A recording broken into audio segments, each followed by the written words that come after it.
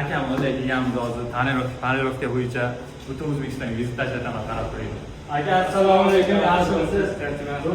Yakkabog' bo'yicha, bizlar Yakkabog' bo'yicha tonirovka, polirovka mana samolyotlar harakatlari qilish bo'yicha любой vizit tashlashlarni ish qila olasizmi, akajon? Aka, butun O'zbekistonga vizit tashlaydigan ish qilib beraman.